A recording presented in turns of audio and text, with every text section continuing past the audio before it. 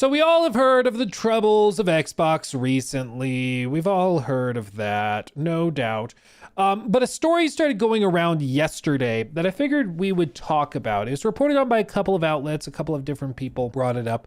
So I figured we would tackle it. Basically, this originates from a job posting from Microsoft. Microsoft posts some job listings on Indeed where you can go and apply stuff like software engineer, senior software engineer, general manager, things like that. So you can see all the job postings and that stuff to figure out, oh, what should I apply for if you want to work there? Cool, right? Cool. Well, they have a job that they posted that some people picked up on called Gaming Finance Transformation Lead. Now, I have tried to verify this directly through the Microsoft website. It seems to have actually been posted by Microsoft, the verified company on Indeed. My understanding is that the only way that that could happen is if it actually is Microsoft posting the website, but to be clear, there is technically, I guess, a possibility that this was faked, but I don't know how you would fake it because it is apparently officially tied to Microsoft's page. Anyway, the job posting, what is it? Gaming Finance Transformation Lead. It pays between $116,000 and $222,000, depending on where you live, experience, that type of thing. It is full-time and it requires 3 days in the office. Can you imagine? But what is this job? What is this job? Well, let's read about it. At Team Gaming, we are on a mission to bring the joy, excitement, and community of gaming to everyone on the planet. We deliver on that vision by putting players at the core, enabling you to play the games you want with the people you want, anywhere you want. Finance is at the center of making this vision a reality, playing a central role that supports the entirety of the multi-billion-dollar business to innovate, disrupt, and expand the gaming opportunity worldwide. We are seeking a gaming finance transformation lead with deep integration prowess to drive transformation initiatives with urgency, and lead financial process and system harmonization across gaming studios. This role will ensure seamless alignment of financial processes, systems, and reporting standards across multiple entities, enabling operational efficiency and compliance to align with business objectives. Microsoft's mission is to empower every person and every organization on the planet to achieve more. As employees, we come together with a growth mindset, innovate to empower others, and collaborate to realize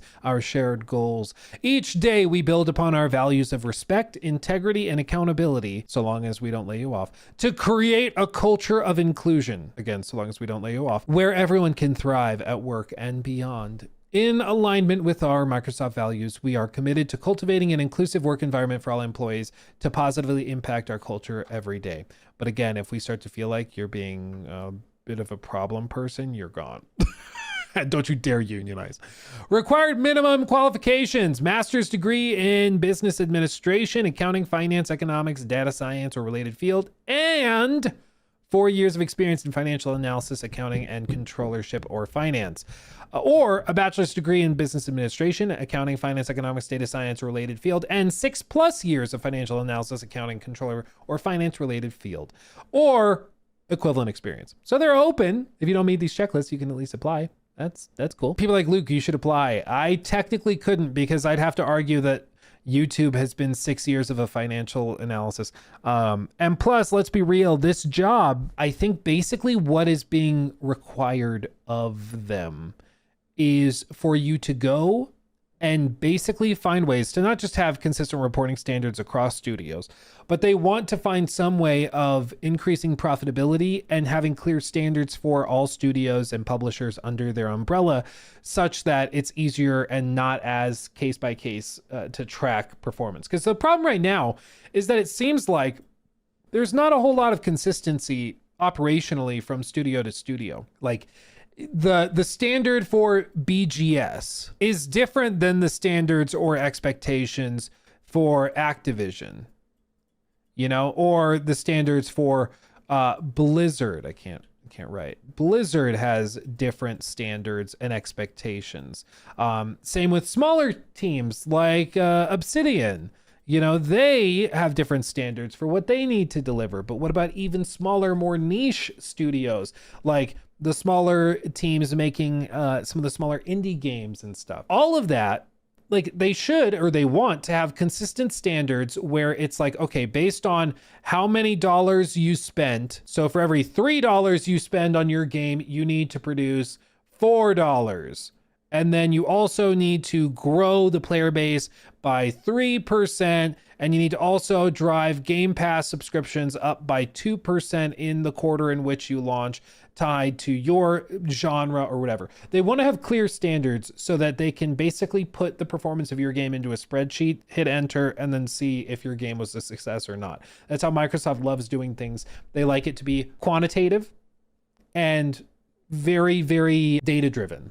You know, that's the ultimate goal, because numbers are not emotional. Numbers are not a matter of personal opinion. It's not a matter of this or that. You could argue maybe over the inputs or the data set, but ultimately, if the data is correct, the numbers will lead you to the correct answer if your methodology is correct. And what they're looking to do is hire somebody who can build that out so that they don't have to deal with none of that stuff. Basically, responsibilities: accelerate and drive financial transformation efforts for acquisitions and system consolidations, ensuring alignment with corporate policies and regulatory requirements. What is this? Accelerate, so it's already in the works, and drive financial transformation efforts. So they're trying to transform the very financial backbone of the business, which they kind of need to do pretty clearly because they're desperately trying to find ways to increase margins, which is why they're increasing prices of games. They're discontinuing discounts on like DLC and microtransactions through Game Pass portals on like Call of Duty, for example, and they're doing layoffs and everything else to increase margins. They also want to, they mention acquisitions and system consolidations. Interesting. They also say partner with finance, IT, and business stakeholders to drive strategy, prioritize needs and decisions required, align cross-functional milestones and dependencies, actively monitor plans to accelerate milestone completion, and identify gaps and issues and manage escalations. Just fancy terminology to say that you have to work with multiple departments to hit goals faster than they originally were going to be hit. Engage functional leads in creating solutions and issue mitigation, escalation, resolution. Lead complex cross-functional work streams. I mean, again, that's just fancy words for being like, work with other teams and do stuff. That's basically what they're saying. Lead requirements, gather and process harmonization workshops to identify gaps, design future state workflows.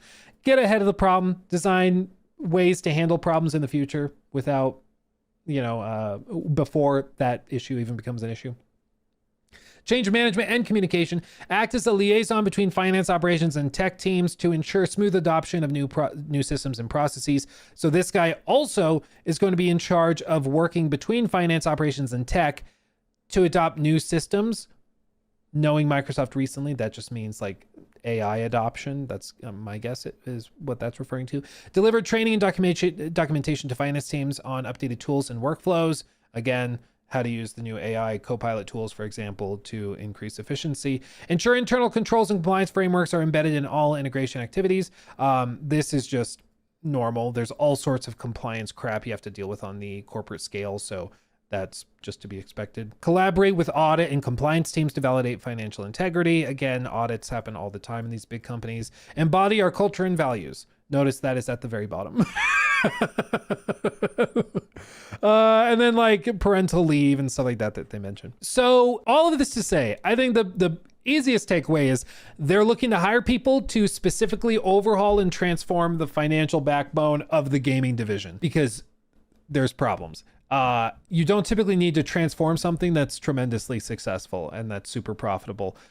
You don't typically need to fix a wheel if it's working. You don't need to reinvent the wheel if it's functioning perfectly. You're typically doing this with urgency, as they describe. Yeah, deep integration with urgency.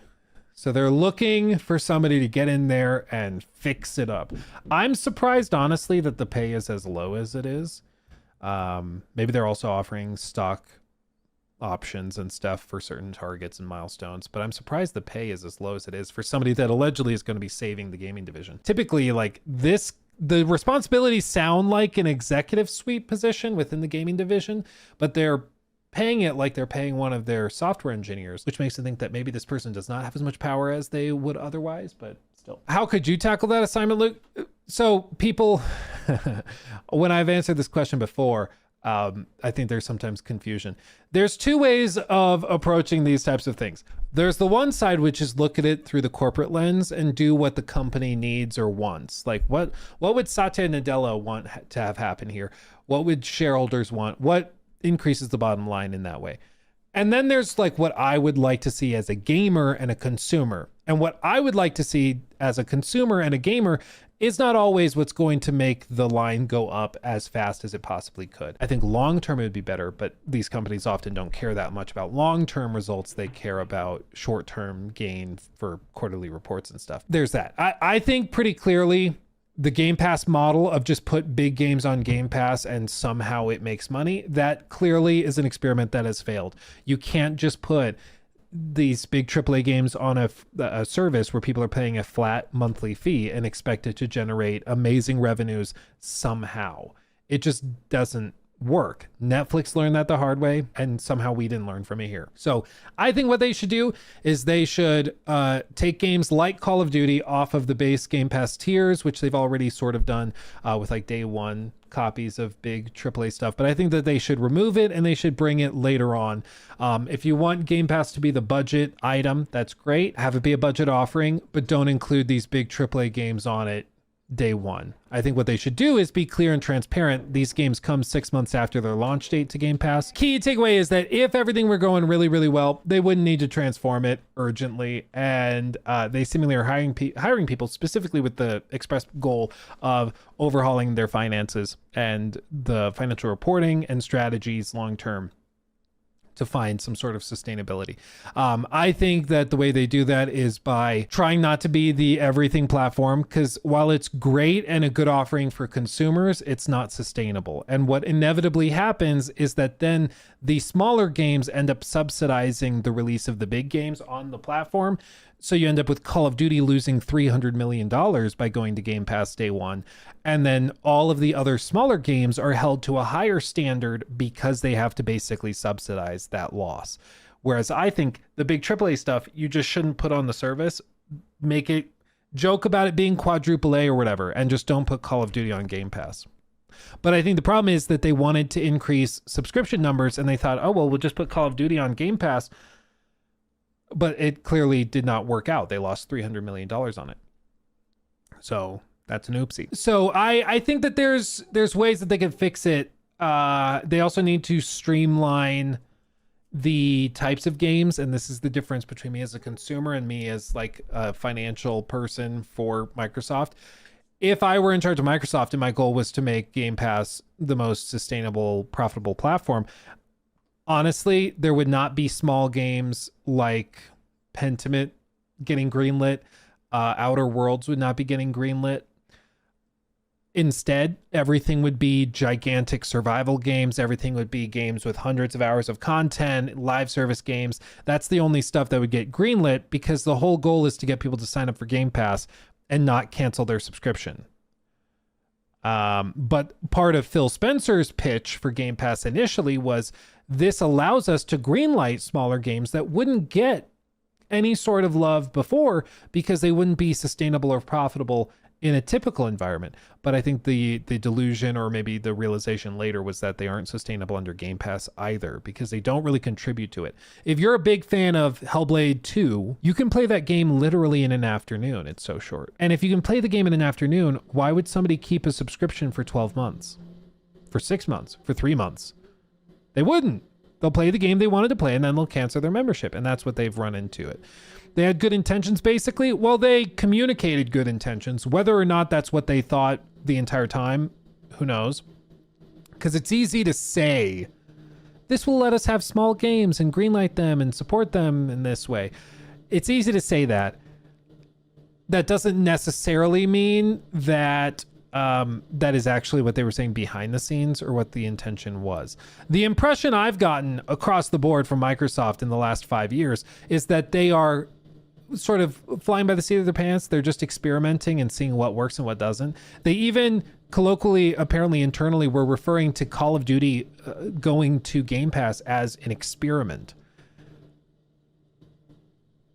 Like a $4 trillion company is experimenting with the release of the biggest game of the year and seeing what happens because they're not sure. Like, that's crazy to me, but that's how they've been operating, is just see what happens. Maybe it works, maybe it doesn't. And it just has not gone well. So again, and it's why I think I'm more cynical on the future of Game Pass than a lot of people, but I think the only way to dig themselves out of this hole that they've created by experimenting with a lot of this stuff and losing tons of money is that they're going to now focus primarily on live service stuff, on games that have massive amounts of playtime, so you stay subscribed perpetually. And I think that they are going to continue to raise prices and try to find ways to increase margins that way. I think they're also going to cancel and shut down a lot of studios and games that do not fit with that vision. So smaller 5 to 10 hour experiences, South of Midnight style games don't get much love anymore. I don't think they're going to care too much about chasing Metacritic scores at all, which they haven't really been doing anyways. But I think it's all going to be about sustained player bases, games like Fallout 76. That's where the effort's going to go. Is that what I'm excited with? No, I don't think that that's good. I think a lot of great games are going to get canceled or never made, but I think that that's what they're going to do. That's why the file size is 700. Well, dude, yeah, it's sort of like a gaming conspiracy theory that the reason Call of Duty is so big is so that it takes up all of your SSD space and you literally can't install other games. Like, even if you wanted to, you couldn't, which is kind of brilliant if that is what they're doing. Oh, Christopher says Game Pass needs to have an amazing quality games for full success. I don't think that that's unfortunately true. If you have a 10 out of 10 on Game Pass, like let's say Expedition 33, people play it and finish the game in like 40 hours, 40 hours maybe. I don't know what the average play time on the game is, but let's say 40 hours. That maybe took them like a few weeks, a month. Microsoft wants you subscribed year round. So you can have an amazing game, but most people are not going to play the game over and over and over and over and over again. Again, their business model only works if you're subscribed 12 months out of the year. And by, even when you're not playing a lot of games, you're still putting the money in. So for them, like, they need massive games that take you months to finish, or that you replay multiple times, or they need games that maybe are shorter, but that generate extra revenue through microtransactions, through Fallout First, through paid mods and stuff like that. That's what they want. That's how they make profit. And they just aren't quite there yet. So I don't know. But I clearly things are changing, and I don't think they're changing for the better. He took my thing.